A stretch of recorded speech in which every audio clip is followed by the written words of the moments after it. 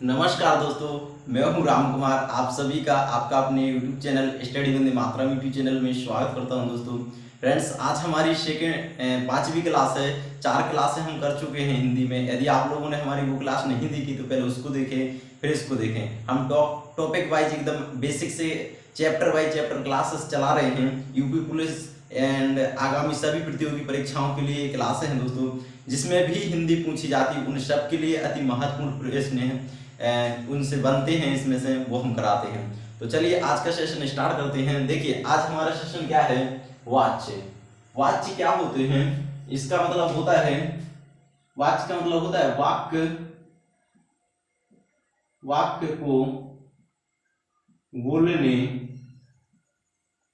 बोलने का सही तरीका, बोलने का सही तरीका। वाच्य का मतलब होता है बोलने का सही तरीका। अब देखिए इसमें सबसे मोस्ट इंपोर्टेंट प्रश्न कहां बनते हैं, इसके प्रकार से। तो हम बता दें प्रकार होते हैं 3। कौन कौन से होते हैं, कौन कौन से वो होते हैं? तो देखिए पहला होता है हमारा कृतवाच्य, दूसरा होता है क्रमवाच्य, और हमारा लास्ट तीसरा होता है भाववाच्य। भाववाच्य आप लोग प्रॉपर नोट बनाएं तो ही समझ में आएगा। 1, 2 और 3। अब देखिए हम इनको एकदम टॉपिक वाइज पढ़ेंगे। जैसे देखिए पहले नंबर पे हमने क्या लिखा था, कृतवाच्य। कृतवाच्य कृतवाच्य तो देखिए कृतवाच्य क्या होता है, जब इसमें कर्ता, लिखिएगा हमारे साथ, कर्ता के अनुसार, कर्ता के अनुसार क्रिया व कर्म बदलता है, वही कृतवाच्य होता है। कृतवाच्य होता है। अब देखिए कैसे होता है, अगर हम यहाँ पर उदाहरण एग्जांपल देके समझाएं। जैसे इसमें कोई सा भी वाक्य होता है, जैसे वह घर आता है, वह घर आता है। ये तो हुआ हमारा कृतवाच्य। मोस्ट इंपोर्टेंट जो होता है वो उससे प्रश्न पूछे जाते हैं, किससे, जो वो हमारा होता है कर्मवाच्य। कर्मवाच्य से बहुत ही प्रश्न पूछे जाते हैं। देखिए अति महत्वपूर्ण इस दूसरे नंबर को रखिएगा। इससे अगर वाच्य प्रश्न आते हैं तो कृतवाच्य कर्मवाच्य आते हैं। देखिए इसमें लिखिएगा कर्मवाच्य। इसमें होता है कर्मवाच्य में, जैसे कर्म के अनुसार, आप लोग हमारे साथ लिखें, कर्म के अनुसार, कर्म के अनुसार वाक्य पर प्रभाव पड़ता है। कैसे, जैसे, और देखिए इसकी पहचान अगर लिखें हमारे साथ, आप लोग लिखें, मोस्ट इंपोर्टेंट स्टार बना के लिखेंगे पहचान इसका होती है के द्वारा। कैसे के द्वारा, जैसे उदाहरण में लिखेंगे एग्जांपल। जैसे देखिए, जैसे राज के द्वारा पत्र पढ़ा गया। राज के द्वारा पत्र पढ़ा गया। राज के द्वारा पत्र पढ़ा गया। और अगर दूसरा लिखेंगे, एक और दूसरा लिखेंगे, तो जैसे उसके, जैसे दूसरा अगर लिखेंगे,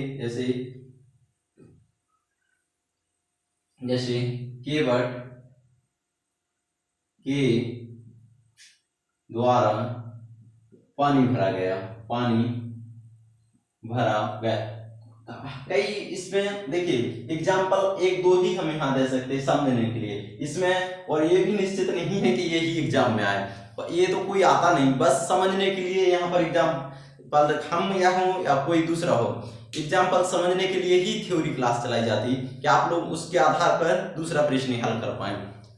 तो ये तो निश्चित होता नहीं कि कौन सा प्रश्न आएगा, बस उसका हमें टॉपिक जानना होता है, उसी के आधार पर हम कैसे भी प्रश्न को पहचान लेते। अब लास्ट आता है हमारा तीसरा है लास्ट हमारा कर्मवाच्य। कर्मवाच्य कर्मवाच्य क्या होता है, सॉरी तीसरा है भाववाच्य। भाववाच्य देखिए भाववाच्य क्या होता है, लिखिएगा इसमें डायरेक्ट पहचान लिखें, और पहचान देखिए भाववाच्य इसमें होता है, इसमें लिखिएगा इसमें क्रिया सदैव एक वचन व पुल्लिंग होती है।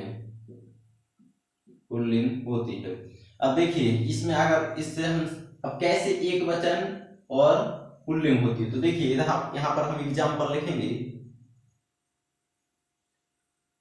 एग्जाम्पल जैसे यहां पर कहा जाए, देखिए यहां पर कहेंगे जैसे भाववाच्य भी होना चाहिए। भाववाच्य का मतलब क्या होता है, जो आंखों से दिखाई ना दे उसे बोलते हैं भाववाच्य।